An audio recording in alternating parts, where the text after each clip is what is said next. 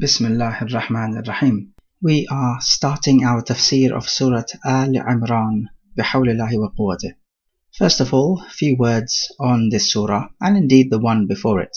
So Surah Aal-Imraan, first of all, why is it so called? It is called because it makes mention of Aal-Imraan, the family of Imran. And who is Imran? Imran is the name of the father of Maryam alayhi salam, who is of course the famous mother of the famous prophet Isa alayhi salatu wasalam.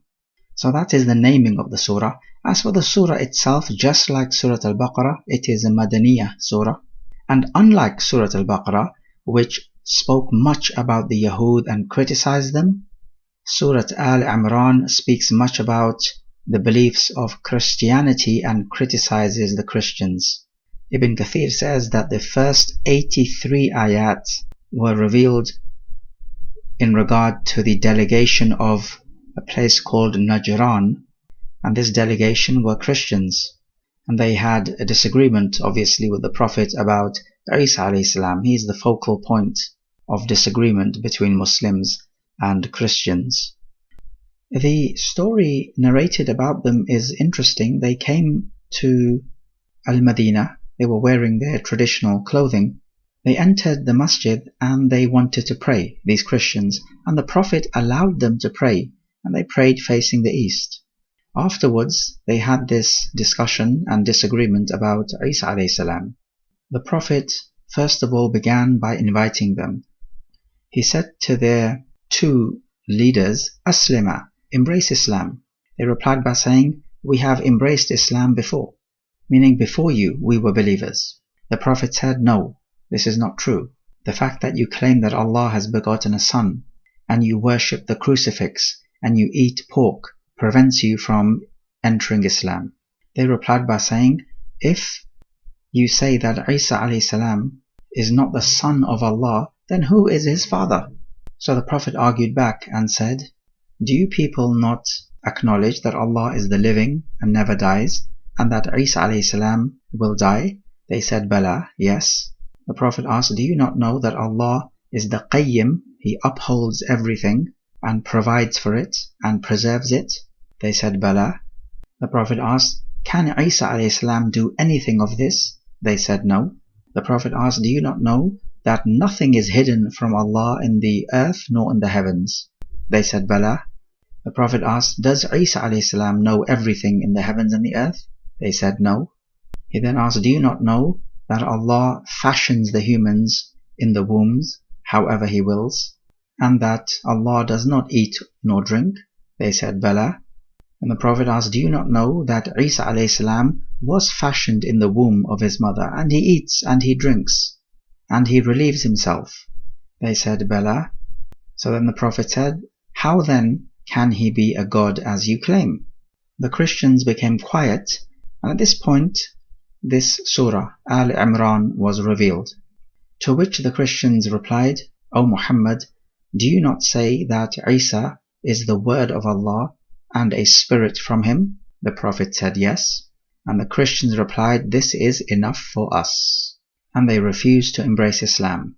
At that point, the Prophet called them to Mubahala, which is in ayah 61, that both parties will invoke the curse of Allah upon the one who is lying. And the Christians refused this challenge. So we see it's a fascinating episode, and it teaches us that the Muslim is the man of certainty. No one of any other deen has as much certainty in their deen as the Muslim has in the deen of Al-Islam. Another great ni'mah of Allah Jalla wa Ala. Walillahi alhamd. Both of these suratan, Baqarah and Al-Imran, have a particular virtue in that, as the authentic hadith in Sahih Muslim says, that they will come as clouds or as a flock of birds in the sky, covering their companions, arguing in favor for them.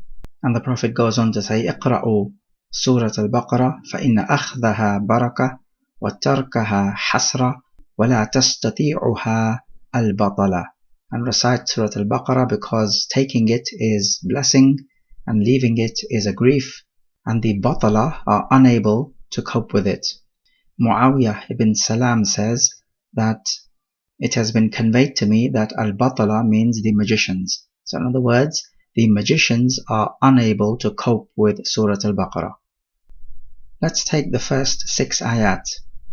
We begin with Bismillahir Rahmanir Rahim, and this is not an ayah of the Quran except for in Surah An-Naml, where the Queen of Saba reads the letter from Sulaiman alayhi salam, and it has Bismillahir Rahmanir Rahim in that letter. Otherwise, the Basmala is just there to separate the chapters off. And this is the weightier opinion. And before reciting any surah, it is always a good idea to begin in the name of Allah Jalla wa Ala, because the name of Allah has blessing.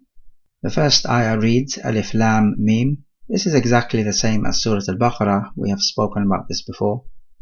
Ayah number 2, Allahu la ilaha illa huwa al-hayyul qayyum. Again, every single word has preceded. Notice the names Al-Hayyul Qayyum.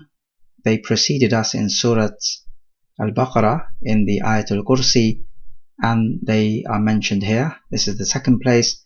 There is a third place in Surah Taha.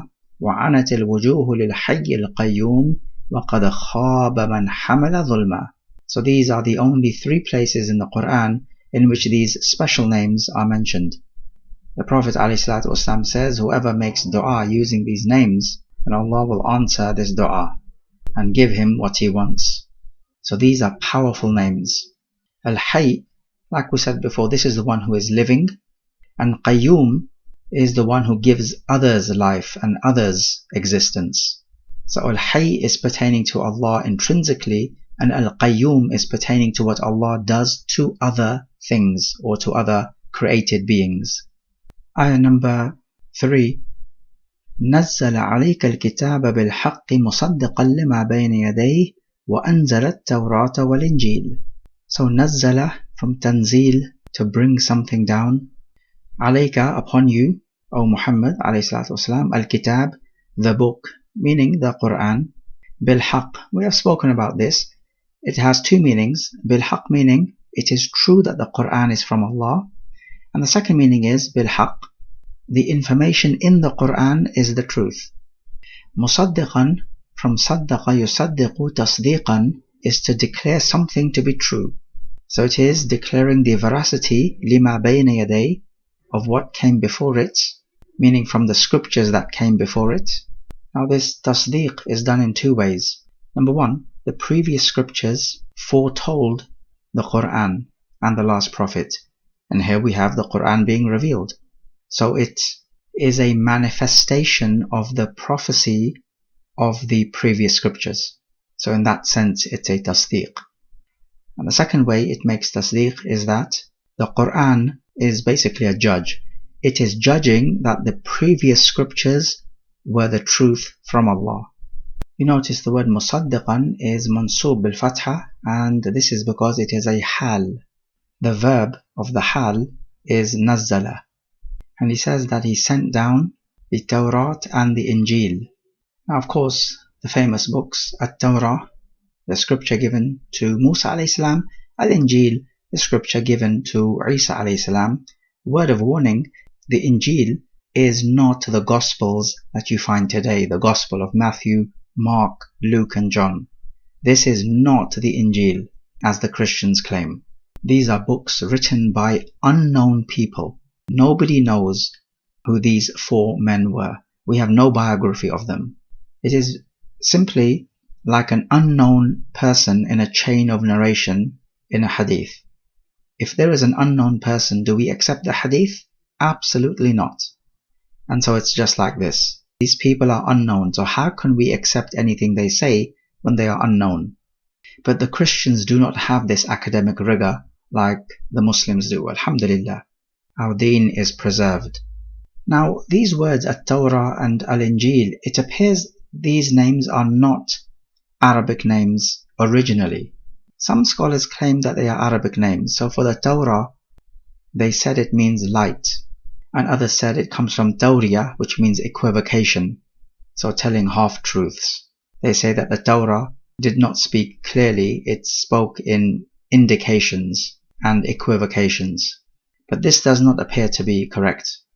The Yahud say that the word Torah means law because it was a book of law, and this does seem to make more sense. And if that's the case, then it would mean that the word Torah is not an Arabic word originally. Likewise with the word Al-Injil, it does not appear to be an original Arabic word. However, if the Quran makes mention of a word, if it is not Arabic originally, it becomes Arabized. So there's a difference between an original Arabic word, which has the Arabic root letters, and a word which is a foreign word but then becomes Arabized, so it becomes adopted into the Arabic language. As for the word Al-Injil, those who think it is an Arabic word, they claimed it comes from the root letters Najal, which means the root of something. So they say that this deen of Isa alayhi salam is the root of the deen which you refer to or return to. So it's the original deen. There is a narration where Musa alayhi salam said to Allah Jalla wa Ala, "O Allah, I read in the tablets a people whose anajil is in their breasts, so make them from my people." And Allah replies, "O Musa, this is the ummah of Muhammad." So the word anajil, plural of Injil, is referring to the Quran because that is the deen that you return to and you follow.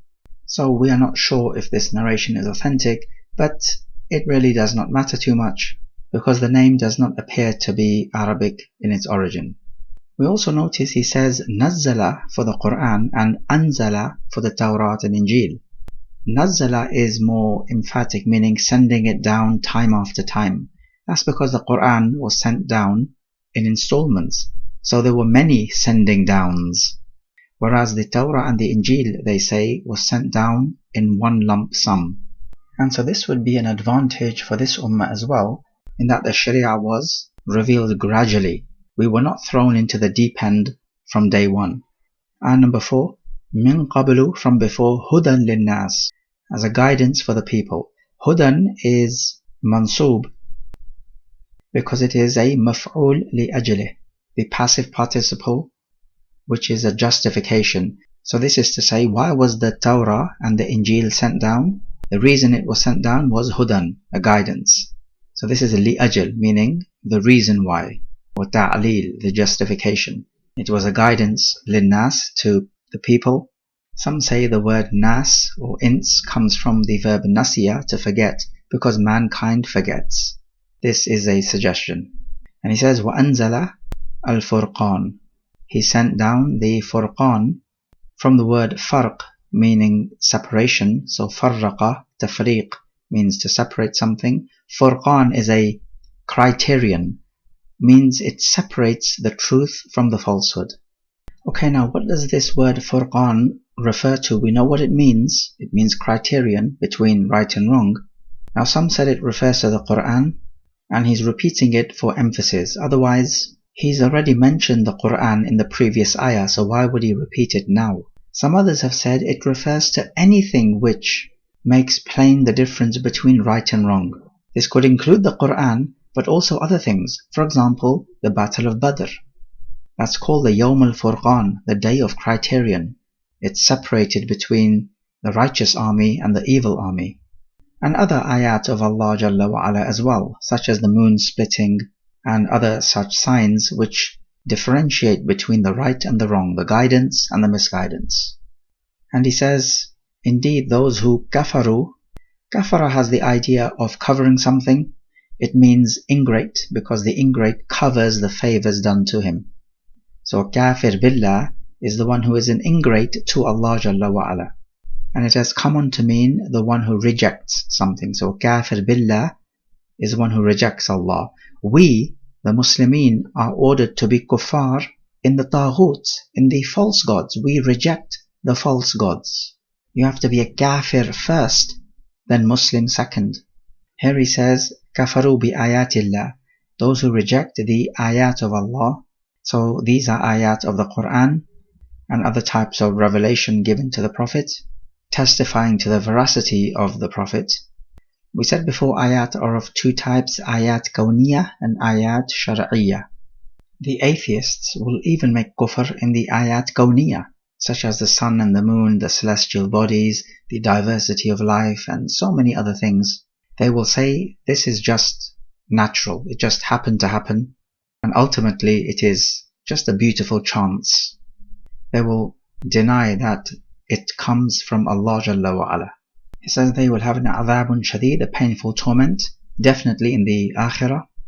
But it could also be in this world as well. For example, losing battles and so on, and losing their land, that type of thing. Wallahu Aziz, this is one of his names. It has preceded with its 3 particular meanings. Dhu intiqam, dhu meaning owner of, or the one of. Intiqam, revenge. He's the one of revenge, as in Allah takes revenge against those who are worthy of it. So reflecting on these 4 ayats, we take that there is no true God except Allah Jalla wa Ala, otherwise there are many gods. We take Al-Hayy Al-Qayyum, a couple of his names, often recited together, because together they make the perfect meaning. We find that the Quran, the Torah and the Injil are true books from Allah Jalla wa Ala, books of guidance. As for the Torah and Al-Injil, yes, we do believe in them, but we believe in the original books that were sent down, not in the corrupted ones that are in the hands of the Jews and Christians today. So notice the difference. We also notice that Allah sends down different types of furqan, criterion, which tells you the difference between right and wrong. He does not leave us to our own devices trying to figure out the right and wrong. Rather, He guides us, and this is from His mercy, which we owe a great thanks to Allah for. We learn that kufr is not without consequences.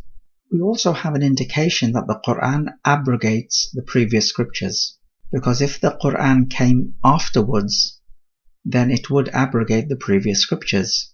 Otherwise, what would be the point in sending down the Quran in the first place? Some of the early Muslims said that the Torah and the Injil is from the speech of Allah. We know the Quran is from the speech of Allah, that is a given. But as for the Torah and the Injil, we do not find any particular clear-cut evidence telling us that it is an actual speech. We certainly know that the Torah was written by Allah Jalla wa Ala, and the Torah and the Injil were sent down. They are scriptures, yes, that is true. But the question is, did Allah Jalla wa Ala actually speak these books as He did with the Quran? Some early Muslims said that He did, but to affirm such a thing we would need clear-cut evidence. So Allah knows best, but it is sufficient for us to know that these were scriptures revealed by Allah. We also take something from the attributes of Allah, is that He is someone who does take revenge, but He does so against those who deserve it. Ayah 5. إِنَّ اللَّهَ لَا يَخْفَى عَلَيْهِ شَيْءٌ فِي الْأَرْضِ وَلَا فِي السَّمَاءِ. The words here are fairly clear. Yakhfa, from khafiya yakhfa, to be hidden. So nothing is hidden from Allah in the ard, in the earth, nor in the sama, in the highness. And there are 7 layers of heaven. So reflecting, we take from this ayah that Allah knows all things. And in this there is a targhib and tarhib. It encourages us to do goodness because we will be rewarded for it, but it discourages us from evil deeds because we will be punished for it, as Allah Jalla wa Ala knows all what we do. And this is His divine characteristics, the all-knowing. And ayah number 6. هو الذي يصوركم في الأرحام كيف يشاء لا إله إلا هو العزيز الحكيم.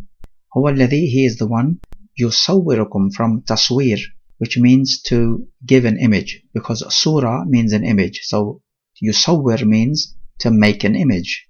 So He fashions you in the arham, plural of rahim, which means a womb, however He wills.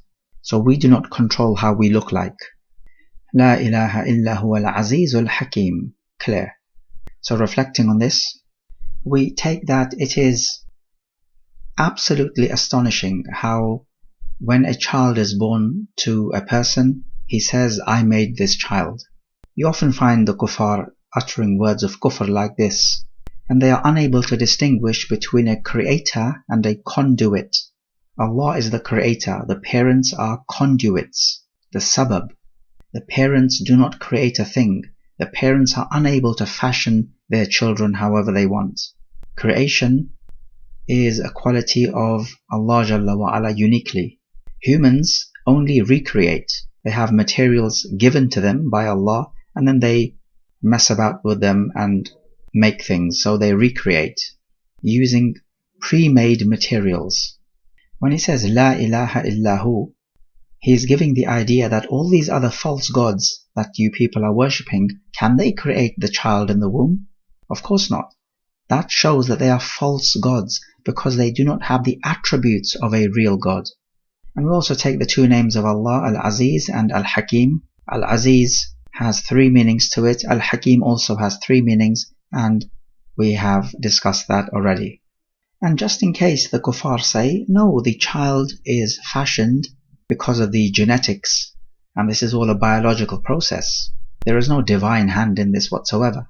We say, okay, but where did this genetic process actually come from? The fact that we have scientific processes and laws is a sign of Allah in and of itself. We could have been living in a world where there are no uniform scientific laws, where everything is haphazard. Why are we living in a world with uniform scientific laws? It is an organized world we are living in. An organized world would indicate to us that there has to be an organizer. Otherwise, the alternative is chance. And this is what the kuffar will hide behind, saying, yes, there is uniformity, that is true, but it is all just chance. And so they will cowardly hide behind the chance hypothesis. And what's funny is that they would never ever use the chance hypothesis for anything else in life. They will only use this ridiculous chance hypothesis to reject Allah Jalla wa Ala.